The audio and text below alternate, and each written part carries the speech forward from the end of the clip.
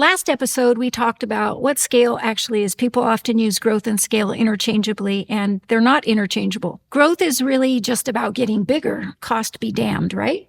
Today, we're going to dig into why growth alone isn't enough. If you think about the way private equity is buying business, they are looking for 20 to 25% return and growth on their money. Why? The sovereign funds, so the funds that support royal families, and the pension funds in the United States, they have significant obligation. So they need more growth than the 7% you can get in the stock market. They need that 20 to 25% to ensure that they can continue to support the royal families, that they can continue to meet pension obligations. Even if you're not a member of a royal family who needs support in perpetuity, even if you're not going to be a pensioner, you do have things that you need and want now and in the future. Building something that gets you the time and location and the freedom you built your business for now, and then appreciates and sells for a higher multiple later, but also grows your return now, is really important to you and your kids, right? So that means it's time to talk my favorite thing, numbers, automation, and replacement strategy, and how to grow without building a beast that's more like a prison. Amazon was smart growth versus everyone else's burnout growth. They launched in 1994, as you may remember, as an online bookstore. But Jeff Bezos didn't chase just top-line growth or top-line revenue. He reinvested his dollars into infrastructure and making things more efficient through the use of logistics and systems. Think about when you order Amazon, you can today order something and get it to your house by 4 a.m.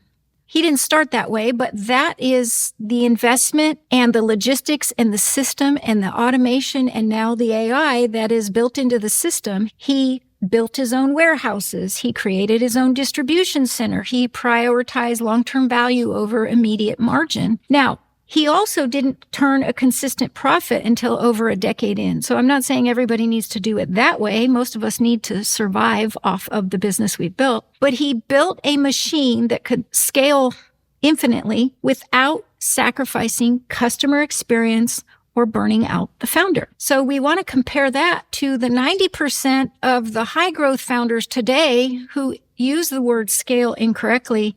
And they think that means they have 3 offers going, all of which are not optimized. And they're going until the wheels fall off and all their people are burnt out and they hate the word SOP, right? So let's talk about revenue modeling for the life you actually want. Most people started their business for something called freedom. And then when they get into it, they don't have that freedom. This doesn't matter how much money you want to make. You need a business that funds your life, the whole life you really want, not the scaled down version of your life. The first thing you need to ask is, what does it cost to replace yourself? So all the jobs you're doing, what would it cost you to pay somebody to do those jobs? Because you're buying back your time at that place. So there's a cost there. And you have to build a brand and have outcomes that are worthy of the pricing to give you the life that you want. Then you got to start identifying tasks that you can automate, eliminate, or delegate. And when you start looking at systems, oftentimes you can stop doing something. It doesn't provide value to the customer. It slows things down. It's a bottleneck. So often you can eliminate something and make more money and go faster. But you have to be really honest with yourself about that. What's the cost to replace you in each function? We talked about that, but fully replace you. So are you still doing all the sales? This is the number one thing I have people do. It's one of the first things. Get the founder out of sales so that someone else is generating revenue while you're doing anything else that you want to be doing. And then you really dive into the automation. What must be automated before you can step back? Lead response and booking. That should be pretty much turned over to AI these days. Appointment reminders and confirmations. That should all be happening in automations. Your show up rates will increase if you have automated reminders for everything. Email and text message nurture for leads who disappeared. That should all be happening in automated timers and workflows that just happen while you're doing anything else. Review, collection, and responses. Invoicing, payment collections, card expiration notes, all those things should be fully automated at this point. Ongoing newsletter and nurture and communications. Keeping yourself top of mind with people. That should all be automated before you step back. So if you're still managing any of this stuff manually, you don't have time freedom. You have disguised chaos, and that's a fact. Then you want to look at cost containment and margin protection. That's going to lead you to smart growth and lead the way for you to be able to scale. Growth that increases revenue, remember, but also increases team size and ad spend and delivery complexity. That's growth. That is not leading the way to scale. You should be looking every 90 days minimum, reviewing all the tools that you're paying for. Are we using these? And the answer is yes or no. If it's no, we get rid of it. Every turnaround I've ever done, in most places, you can find thousands of dollars, at least in a year, if not in a month, depending upon how big the business is. And if you remember back in an episode I talked about an HVAC guy, there was enough money in office supplies, $10,000 a month, to pay for the general manager he said he couldn't hire. And then when we got rid of all of the subscriptions on top of that, there was enough for that guy's bonus. So tightening delivery scope is the next one, and saying no to out of scope work. If you're really clear on what your scope is and what that costs you to deliver, you can be profitable. When you get difficult clients who are constantly pushing the scope on what you offer, that's costing you money because your business is built on this product, not this product plus these things. So that leads to understanding the profit per product, per team member, per hour. If the cost comes out to more than what you're charging, obviously you've got to decide, do we want to keep delivering the service? If the answer is yes, we need to raise the price. One turnaround I did, they had an office across the street that was providing a service that was not profitable. When I looked at the monthly financials, they were losing $2 million a month, and I didn't have forever to turn that around. And so I was looking at every single department, every single employee, every single product that they were selling, and they were doing this thing across the street at a complete loss. And they had just bought $1 million worth of equipment to provide a service at a loss.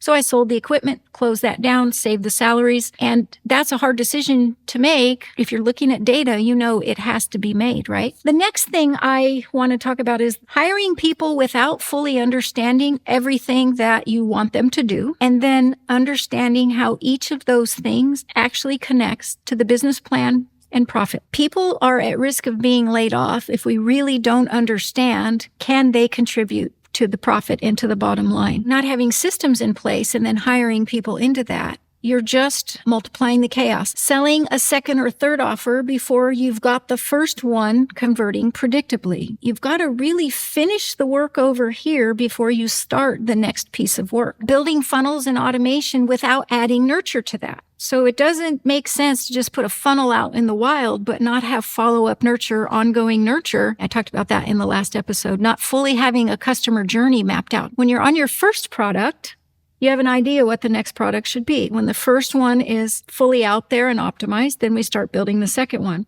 But eventually, we should have the whole customer journey mapped out, solving the next problem they have so that we're not paying to get new customers all the time. In acquisitions, they will often ask, what is your cost to acquire a customer? Most people usually don't know that, but spreading that cost over a lifetime of service makes the cost to acquire that first customer worth it. Spending on ads without plugging the leaks. So I had a client who said, I need someone who can spend more money on ads, and they were already spending $60,000 a month in ads, I think. That's a red flag that there's a lot wrong going on there. If you're not capturing 100% of the leads in AI and automation and following up with them and seeing where they convert, you don't need more ads. You need to fix that problem first. If you're manually scheduling, collecting payments, or chasing any reviews, and I understand reviews are going to fall to the last thing on the list, but AI can do that for you perfectly well and get you home on time as well. We should have our invoicing, payments, and automations all be done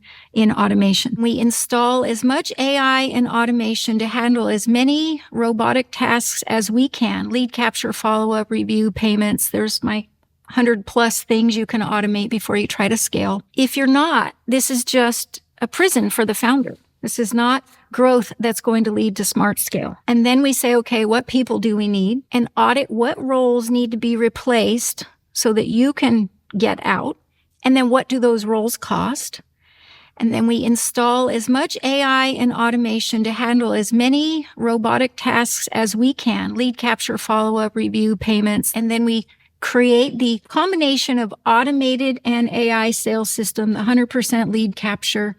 And then if we need people in our sales process, we hire the people to get the founder out of sales. So the system and the other people are creating the revenue to fund all of that while we go do anything other than work in the business. And this is where we ask ourselves, can it be automated, delegated, deleted, or done by AI? And if the answer is yes to that, we need to do that because it will drop more profit to the bottom line, create freedom for you now and options for you later. So if you're ready to stop guessing and start scaling on purpose, you can take the changes assessment. The link for that is in the show notes, and you will find out where you might be the bottleneck and what a buyer would see if they were coming to buy.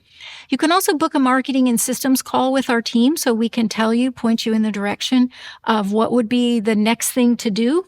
And you can also download the 100+ automations you should really get going in your business if you want to scale at some point. Smart scale starts with smart choices and hard decisions.